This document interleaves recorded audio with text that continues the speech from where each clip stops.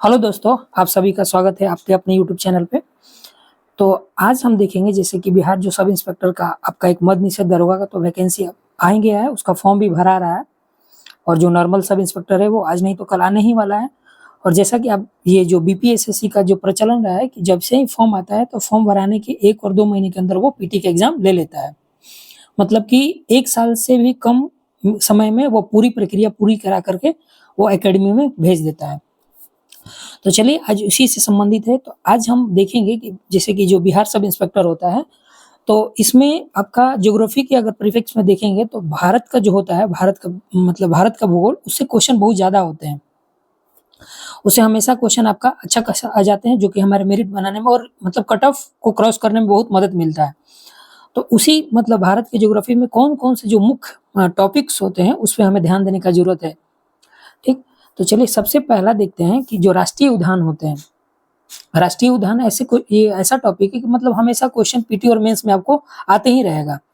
तो राष्ट्रीय उद्यान जैसे भितरकनिका कहाँ पर है, बक्सा कहाँ पर है, तो इस तरह का क्वेश्चन आपको हमेशा मिलेगा। ठीक? तो पहला टॉपिक हो जाएगा आपका राष्ट्रीय उद्यान। फिर देखेंगे प्रमुख नदियाँ, नदियों में जो सहायक नदियों का जो होता है, जैसे गंगा की कौन-कौन सी सहायक नदियाँ हैं, आपका यमुना की कौन-कौन सहायक नदियाँ है, दक्षिण भारत में जितने भी नर्मदा नदी है, गोदावरी नदी हो जाएगा। तो इसके जो प्रमुख जो सहायक नदियाँ होता है, सारा नहीं देखना है। अगर आप घटना चक्र पढ़िएगा और प्रीवियस ईयर का क्वेश्चन बनाइएगा, तो आपको अनुमान लग जाएगा कि कौन-कौन सा क्वेश्चन बार-बार टैली कर रहा है, तो उसी पे फोकस करना है। लेकिन मतलब सहायक नदी से आपका क्वेश्चन रहेगा ही रहेगा। तो ये हमारा दूसरा पॉइंट हो गया, प्रमुख नदियाँ और उसकी सहायक। अगर हम बात करते हैं तीसरा, आर्द्र भूमि, जिसको वेटलैंड के नाम से भी जानते हैं। आर्द्र भूमि में जितने भी हमारे भारत में लिस्टेड प्लेस हैं, कौन जो भी हमारे भारत के उस लिस्ट में शामिल है, उन सभी को देख लेना है। एक बार में याद नहीं होगा आपको, ठीक है? लेकिन एक बार नोट डाउन कर लीजिएगा, तो नोट डाउन करने के बाद आप उसको बार-बार, क्योंकि अभी एग्ज़ाम कल परसों थोड़ी है, अभी उसमें 2-3 महीना टाइम है, तो आप बार-बार देखिएगा तो आपके दिमाग पर चढ़ जाएगा आप और आप ईज़िली वहाँ पर एग्ज़ाम में आप क्लियर कर पाइएगा। तो आर्द्र भूमि बहुत मोस्ट इम्पोर्टेंट टॉपिक्स है। अगर कोई बुक है तो बुक में से देख लीजिए, नहीं तो आप गूगल से इसका पूरा डाटा पढ़ लीजिएगा। इसका कब से यह है आर्द्र भूमि वेटलैंड, क्यों इसका मतलब उद्देश्य क्या है और कब इसका गठन किया गया था। चलिए 4th पॉइंट पे आते हैं, टाइगर रिज़र्व। टाइगर रिज़र्व से भी आपका बहुत मतलब एक मोस्ट इम्पोर्टेंट पॉइंट्स होता है टाइगर रिज़र्व। जितने भी टाइगर रिज़र्व हैं भारत के, इन सभी को आपको नोट डाउन करके पढ़ लेना होगा। ठीक है? चलिए 5th पॉइंट पे आते हैं, आपका पर्वत शिखर। जैसे कि पर्वत शिखर में आपका हो जाएगा केटू किस देश में स्थित है, कामत कहाँ पर है, नंदा देवी, नौक्रेक। भारत और नेपाल में भी जो स्थित है, भारत और नेपाल के जो बॉर्डरी इलाका पर स्थित है पर्वत शिखर, उन सभी का नाम हमेशा क्वेश्चन में पूछ दिया जाता है। जैसे कि नौक्रेक भी एक बार पूछा था, नमचा बरवा हो गया। तो ऐसे क्वेश्चन हमेशा आते हैं, तो आपको पर्वत शिखर को क्लियर कर लेना होगा। ये 5वां पॉइंट हो जाएगा। छठा पॉइंट का बात करते हैं कि भारत मतलब प्रमुख द्वीप और द्वीप समूह, जैसे नारकोंडम द्वीप कहाँ पर है, बैरन द्वीप कहाँ पर है। जो बैरन द्वीप है वो अंडमान में, कौन से अंडमान में स्थित, उत्तरी अंडमान में है कि मध्य अंडमान में है कि दक्षिणी अंडमान में। तो अगर इस जब टॉपिक का प्रमुख द्वीप खोलिएगा तो उसमें आप अंडमान निकोबार और लक्षद्वीप में जितने भी प्रमुख छोटे-छोटे द्वीप हैं, उसको ज़रूर नोटिस कर लीजिएगा, क्योंकि इससे क्वेश्चन अंडमान निकोबार से हमेशा क्वेश्चन दे दिया जाता है। जैसे दक्कन पास जो है आपका किसके-किसके बीच है? अंडमान और निकोबार के बीच है कि छोटा अंडमान और मध्य अंडमान के बीच में स्थित है? तो आप प्रमुख द्वीप को ज़रूर देख लीजिएगा, ठीक है? और खास करके अंडमान निकोबार और लक्षद्वीप में जो प्रमुख द्वीप है, उसको आपको नोट डाउन करके एक बार ध्यान से देख लेना है आपका।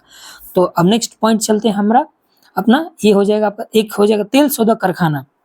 जैसे नॉर्मल तेल शोधक कारखाना तो आदमी जानता है, जो असम में डिगबोई है, अभी जो प्रचलित हैं, जो लिस्ट में दिए। लेकिन कुछ-कुछ जो होते हैं, जैसे कि आपके मतलब कि हमेशा क्वेश्चन नहीं दिखेंगे, लेकिन वो आ जाते हैं।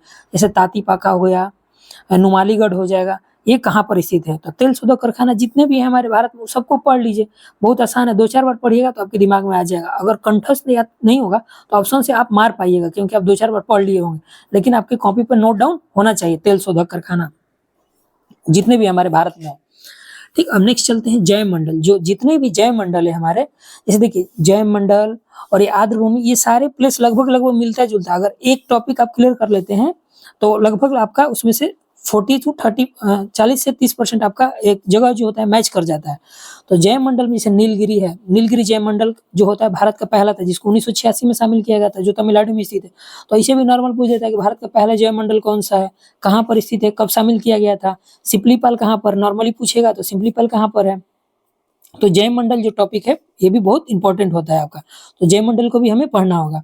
चलिए अब नेक्स्ट पढ़ते हैं यूनेस्को। जो यूनेस्को जो शामिल करता है, जो भारत के प्रमुख स्थलों को वो शामिल करता है अपने लिस्ट में, तो भारत के कितने प्लेस को वो अपने लिस्ट में शामिल किया है और बिहार के कितने हैं, ये दोनों पॉइंट को आपको क्लियर कर लेना होगा कि इसे आपका क्वेश्चन बनते हैं और देखने में भी इंपॉर्टेंट लगते हैं, तो क्वेश्चन आने की बहुत संभावना होती है इस पॉइंट से, ठीक है।